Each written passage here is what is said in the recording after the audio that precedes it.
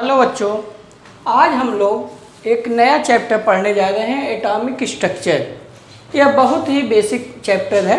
बिना इस चैप्टर को समझे आप केमिस्ट्री का ABCD नहीं पढ़ पाएंगे। तो एटॉमिक स्ट्रक्चर क्या है, परमाणु की संरचना क्या होती है, परमाणु कैसा दिखता है, इसमें कौन कौन से कण पाए जाते हैं, इन कणों का कैसे खोज हुआ, इन सब बातों को आज हम आपको बताएंगे।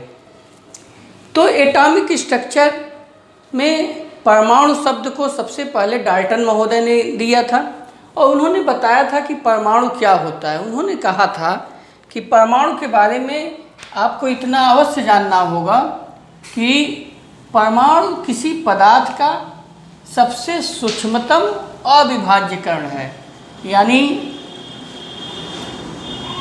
सूक्ष्मतम अविभाज्य कण। इसका मतलब ये हुआ कि उन्होंने कहा कि अब परमाणु को हम इससे छोटा डिवाइड नहीं कर सकते और वर्तमान में 118 मान लीजिए आपके पास तत्व हैं, तो इसका मतलब है कि हमारे पास 118 प्रकार के परमाणु हैं।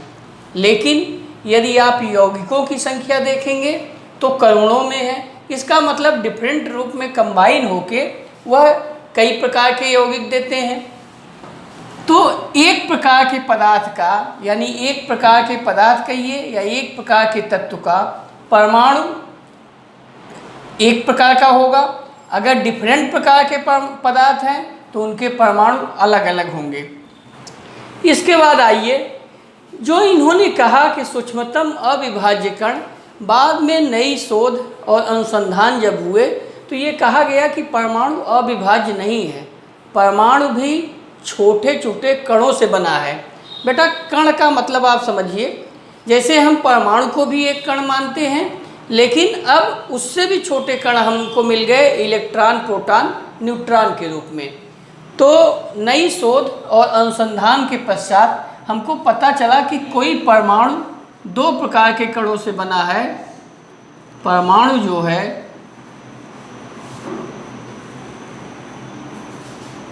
अस्थाई कण इसको कह सकते हैं और अस्थाई कण।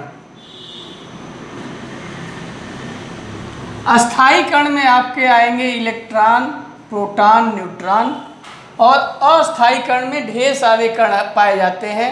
मेसान पाया जाता है, न्यूट्रिनो पाया जाता है, एंटी न्यूट्रिनो पाया जाता है, पाई मेसान पाया जाता है, पाई प्लस पाया जाता है, ETC। तो ये बात की बात है कि अस्थाई कण कौन कौन से हैं। आज हम इन अस्थाई कणों के बारे में बात करेंगे कि इलेक्ट्रॉन, प्रोटॉन, न्यूट्रॉन जो किसी परमाणु में पाए जाते हैं, वह उनकी खोज किस प्रकार से हुई, इन कणों की विशेषता क्या है। जो इन कणों की विशेषता होगी उसी के हिसाब से परमाणु की विशेषता आएगी। तो अब आइए आप इलेक्ट्रॉन, प्रोटॉन, न्यूट्रॉन, इसको एक हम चार्ट बनवा देते हैं। उस चार्ट में हम तीनों कणों को बारे में जितनी भी जानकारियां हैं हम आपको दे देते हैं। यहाँ पे है इलेक्ट्रॉन, प्रोटॉन, न्यूट्रॉन, क्रम डाल लीजिए 1 2 3। ये हो गए बेसिक कण।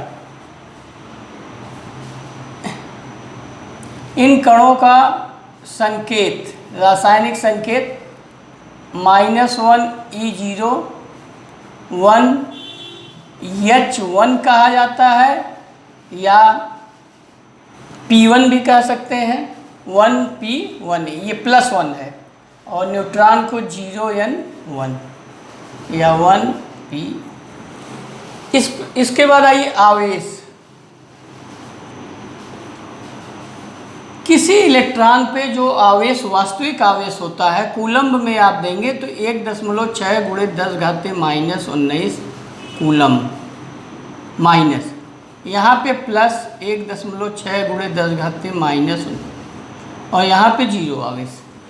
लेकिन चूँकि किसी भी पार्टिकल पर इससे छोटा आवेश नहीं हो सकता या इस प्रोटॉन से छोटा आवेश नहीं हो सकता, क्योंकि हमने बताया कि सबसे छोटा कण अब इलेक्ट्रॉन हो गया जो अस्थायी कण है। इसका मतलब इस पे जो आवेश है उससे छोटा आवेश हो नहीं सकता। तो इस आवेश को हम यूनिट मान लेते हैं। तो ये हो गया -1 यूनिट, यानी एक इलेक्ट्रॉन पे जो आवेश है वह, ये रिलेटिव वैल्यू हो गई, रिलेटिव आवेश, सापेक्षिक आवेश है।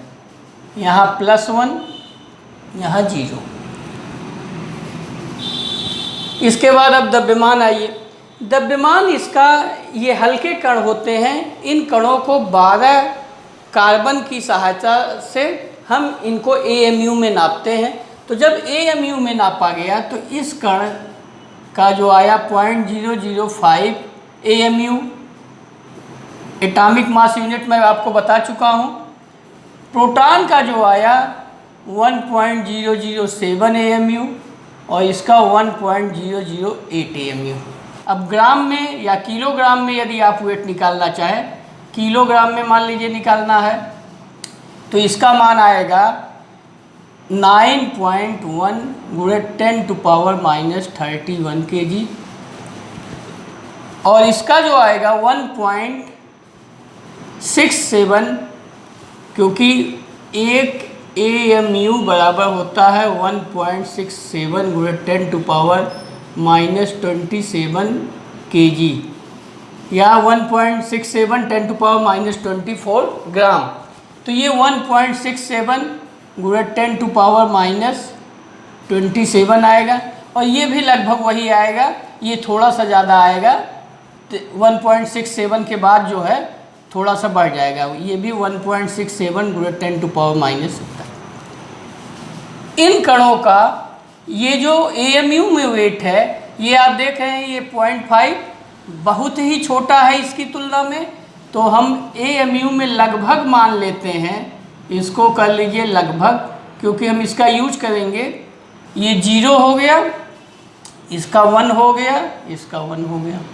खोजकर्ता का नाम कभी कभी ये भी पूछ लेता है, इसको थॉमसन महोदय ने खोजा था, THOMS। और प्रोटॉन की खोज बेटा पहले ही गोल्डस्टीन ने 1886 में कर दी थी, गोल्डस्टीन। लेकिन पूरा से ज़्यादा से रदरफोर्ड को जाता है, रदरफोर्ड। तो अगर गोल्डस्टीन नहीं दिए रहेंगे तब रदरफोर्ड मारेंगे, लेकिन अगर गोल्डस्टीन दिया है तो ये सही है। ये 1886 और इसकी खोज 1897 में हुई। और न्यूट्रॉन की खोज चैडविक ने 1932 में की। अक्सर बच्चे इसको भूल जाते हैं, तो इसके लिए एक बनाया गया है कि इलेक्ट्रॉन E तो ईंट, प्रोटॉन P और र पर, ईंट पर नाचे। तो इससे आपको इलेक्ट्रॉन की खोज थॉमसन, प्रोटॉन की खोज रदरफोर्ड और न्यूट्रॉन की खोज चैडविक 1932 में किए थे, ये बातें स्पष्ट हो जाती हैं। तो इलेक्ट्रॉन, प्रोटॉन, न्यूट्रॉन की इन कणों की ये विशेषता है। तो अब इन कणों की खोज कैसे हुई, अब उसके बारे में देखिए। इलेक्ट्रॉन की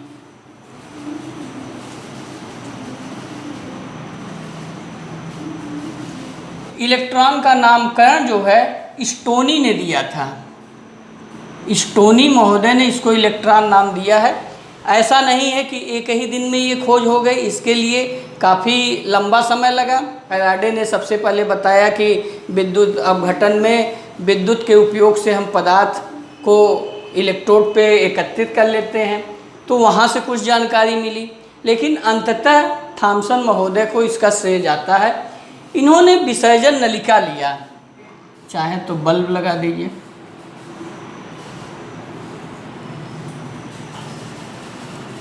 और यहाँ चूसक पंप। तो ये एक विसर्जन नलिका है कांच की। इसमें उच्च विभव बैटरी द्वारा ये उच्च विभव स्थापित किया गया। तो ये आपका कैथोड है और एनोड।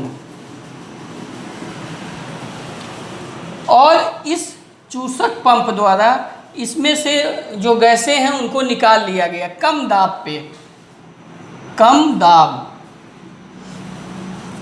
तो दो कंडीशन विसर्जन नलिका में हम लेते हैं। विसर्जन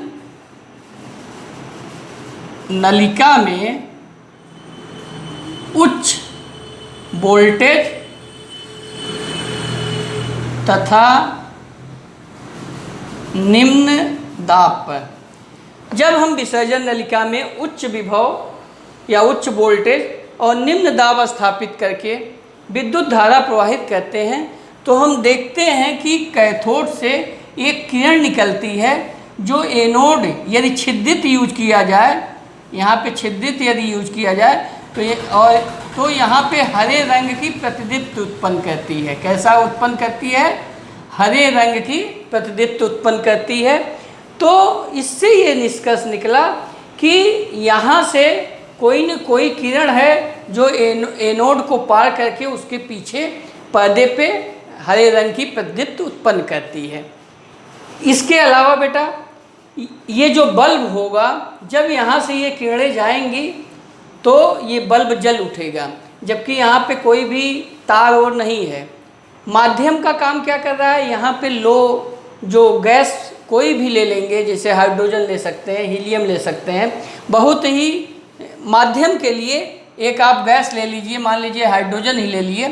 तो जब हम विद्युत विसर्जन नलिका में उच्च वोल्टेज और निम्न दाब पे विद्युत धारा प्रवाहित करते हैं तो देखते हैं कि कैथोड से एक किरण निकलती है जो एनोड के पार होते हुए उसके पीछे हरे रंग की प्रतिदीप्ति यानी चमक उत्पन्न करती है।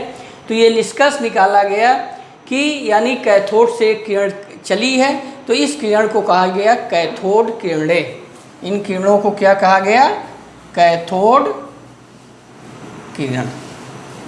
अब इस कैथोड किरण का जब अध्ययन किया गया तो ये देखा गया कि इनकी विशेषता क्या है कि यह इलेक्ट्रॉन से मिलकर बनी हुई है। इन किरणों का जब अध्ययन किया गया तो ये किरणें इलेक्ट्रॉनों से मिलकर बनी हुई है। उस पे आवेश ये पाया गया, उसका द्रव्यमान ये पाया गया। लेकिन इसके लिए केवल थॉमसन ने नहीं प्रयोग किया था, एक थे मिलिकन महोदय ने आयर ड्रॉप मेथड की सहायता से सिद्ध किया कि इलेक्ट्रॉन पे ये आवेश पाया जाता है और उसका जो वेट होता है ये होता है द्रव्यमान। यानी उन्होंने E और E/m का मान निकाला विभिन्न गैसों के लिए। इसके अंदर जो गैसें हैं उसको उन्होंने बार बार बदला, हाइड्रोजन से हीलियम लिए, और उसी प्रकार से जो ये इलेक्ट्रोड है उसको भी उन्होंने बार बार बदला। तो देखा कि चाहे इलेक्ट्रोड को बदलें चाहे इन गैसों को बदलें, इनके आवेश और इनके द्रव्यमान पे कोई अंतर नहीं पड़ता। यानी जो कैथोड किरणें हैं जिन कणों से मिल के बनी हैं उन कणों पे इलेक्ट्रोड की प्रकृति तथा अंदर विसर्जन नलिका में ली गई गैसों का कोई प्रभाव नहीं पड़ता है। इसका मतलब ये है कि इलेक्ट्रॉन किसी भी पदार्थ का मूल कण है, क्योंकि इसमें दो ही प्रकार के पदार्थ यूज हो रहे हैं जिनसे कण निकल सकते हैं। एक तो ये आपका कैथोड है और दूसरा जो है इस विसर्जन नलिका में ली गई गैस। तो कम दाब पे लिए हैं तो वह इलेक्ट्रॉन यहाँ से भी निकल सकता है गैस द्वारा भी, यहाँ से भी, लेकिन चूंकि ये बहुत ही कम है, ये केवल माध्यम की तरह काम करता है, बाद में पता चला। तो इलेक्ट्रॉन वास्तव में कैथोड से निकलते हैं और इस बात का अध्ययन किया गया। तो इस प्रकार से आपको इलेक्ट्रॉन की खोज संपन्न हुई और इलेक्ट्रॉन की जो भी विशेषता होगी ये आपकी यही विशेषता पाई जाएगी। ये पाया गया कि इलेक्ट्रॉन एक सीधी रेखा में चलता है, क्योंकि ये विद्युत चुंबकीय तरंगे ही हैं, तो ये सीधी रेखा में चलेंगी।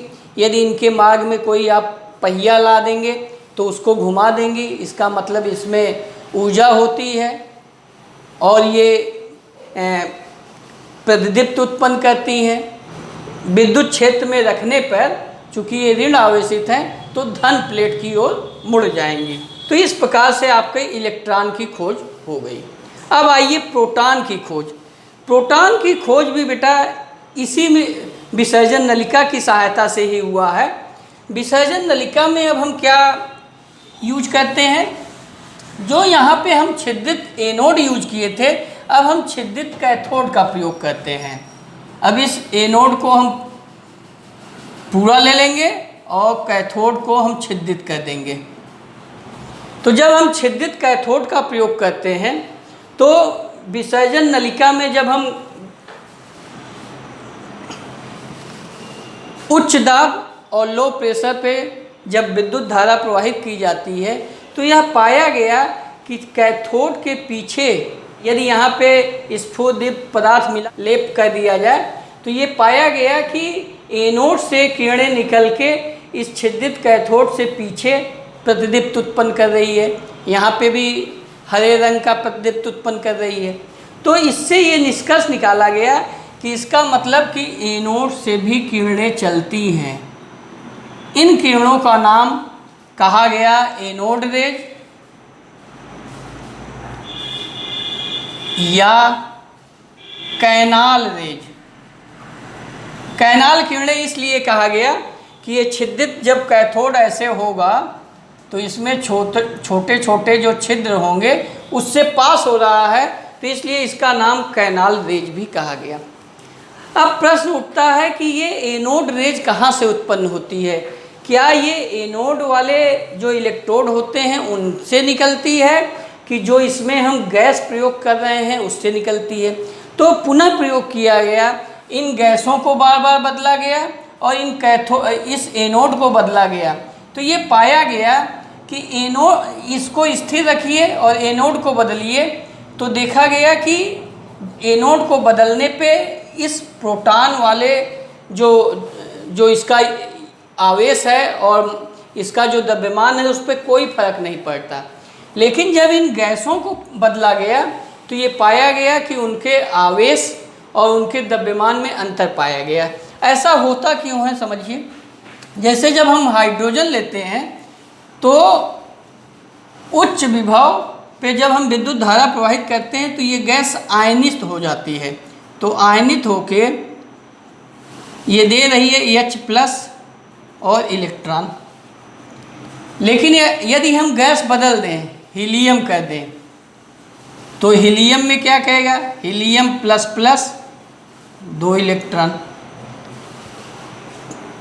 तो जो ये गैस ली गई है उस गैस की प्रकृति पे आपकी प्रोटॉन यानी पॉजिटिव आवेश का मान निर्भर करेगा। अब यहाँ पे जब उन्होंने E और E/m निकाला तो देखा कि E का मान प्रोटॉन पे जो आवेश होगा यानी इतना, इसका हमेशा गुणक आता है। यानी पहली बार जब उन्होंने प्रोटॉन पे आवेश निकाला तो 1.6 × 10⁻⁻19 कूलम। लेकिन जब हीलियम गैस लेके उन्होंने निकाला तो देखा कि उसका 2 गुना मिला, यानी 2 × 1.6 × 10⁻⁻19 कूलम। और मास में भी अंतर आया, यानी E और E/m निकाल के यदि आप मास निकालना चाहते हैं तो मास बराबर हो जाए E/E/m, तो m का मान आ जाएगा।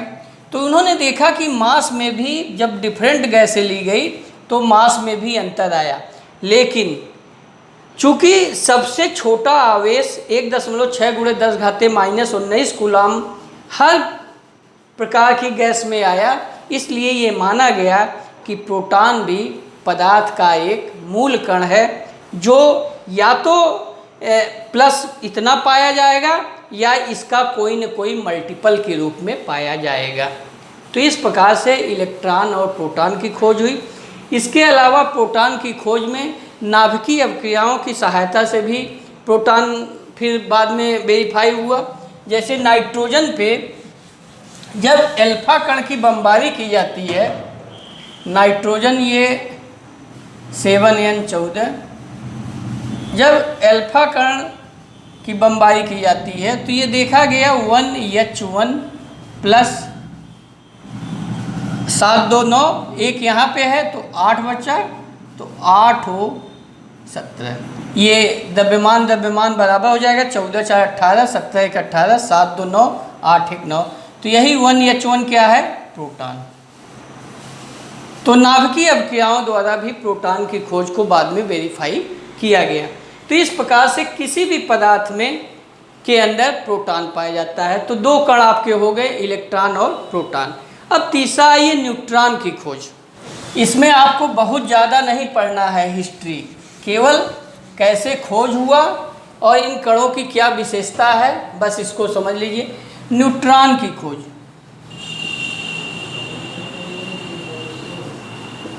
न्यूट्रॉन की खोज आप जानते हैं कि 1932 में चैडविक महोदय ने दी, कि जो सबसे बाद में हुआ।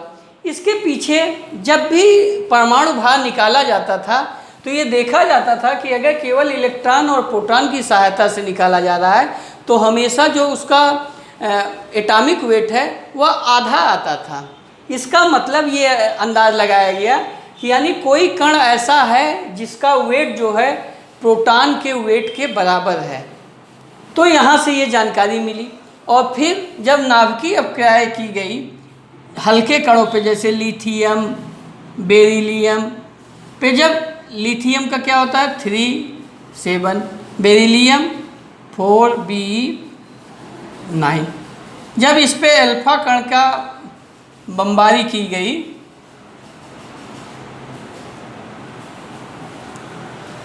तो ये बन जाएगा आपका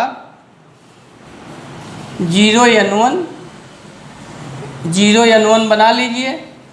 अब इसमें 4, 2, 6 वाला क्या होगा, कार्बन बन जाएगा।